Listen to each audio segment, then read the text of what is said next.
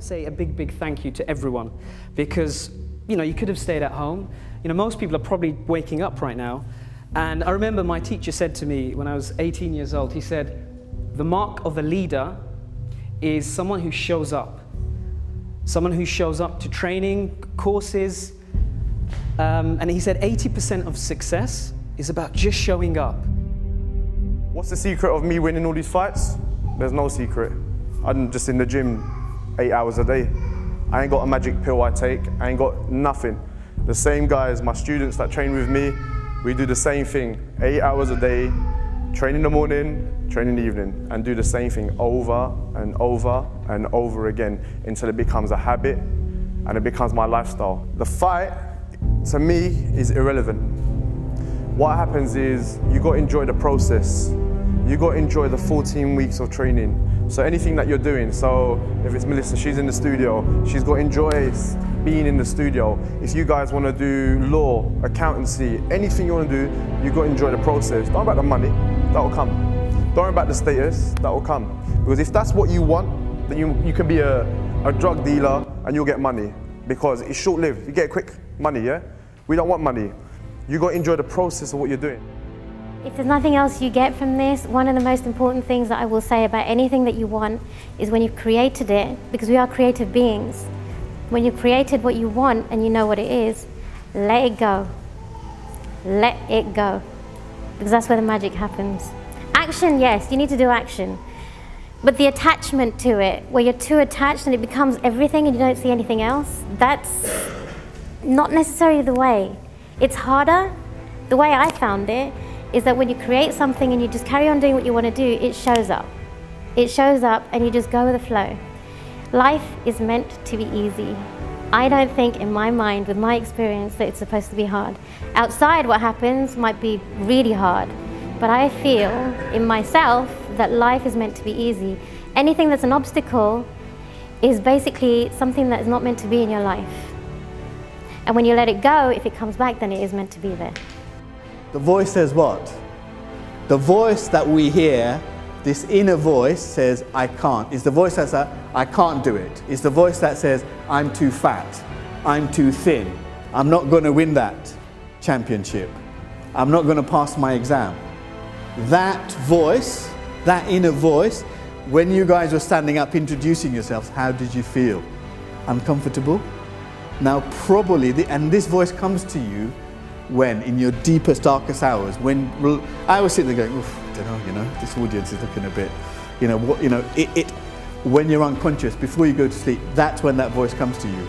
Now, you can take control of that voice, and if you control it, you have what? Power. And if you don't control it, what do you have?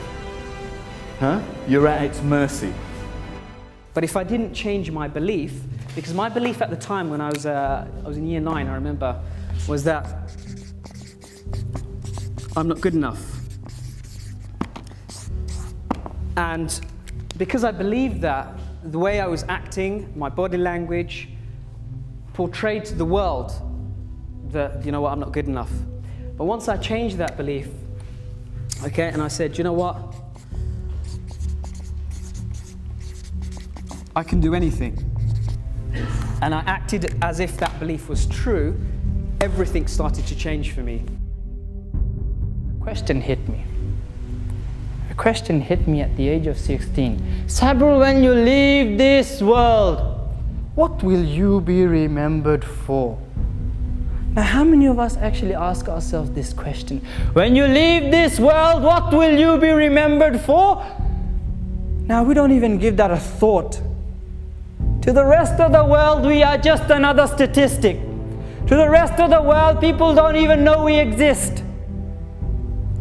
But when you make a stand and you represent something, you discover who you are, what you represent in this world. You realize that maybe your own community doesn't fully value you, but someone halfway across the world will. At the age of 17, I wanted to give back to society because that question kept on bugging me in my head. I couldn't find answers to it at the age of 17, but I knew I had to do something.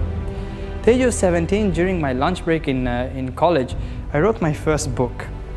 wrote my first book called The World at Your Feet, Turning Your Vision into Reality. A book to inspire young people like yourself that no matter the age, race, religion, culture, or where you are from in society, everybody has the ability to be extraordinary.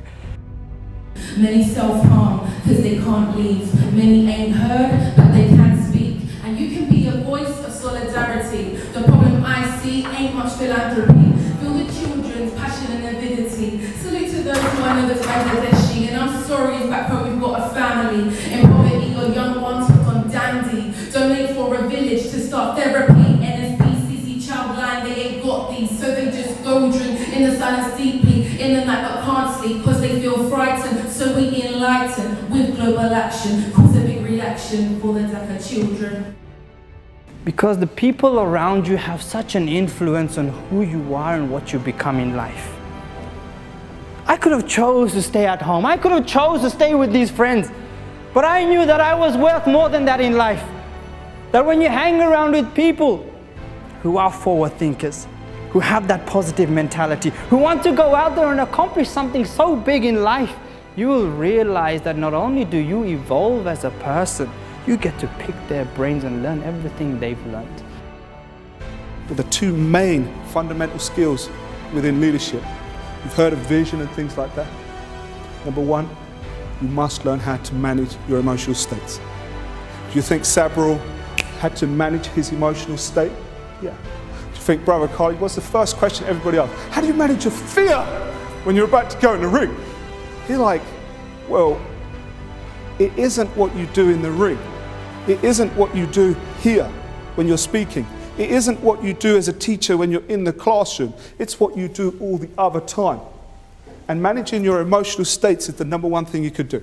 If you don't take what everybody has said, if you just sit here and go, he's really, he's inspirational. Wow, he looked buff and he can fight. He's got a great warrior code. That's all wicked. And you take that and go home and tell everybody that this was a great day and Hafiz and everything that they did, it was a cool event. You wasted your time. But if you take it home and you use it, then you are already, you're not competing with everybody else anymore. Because if you don't use it, you lose it.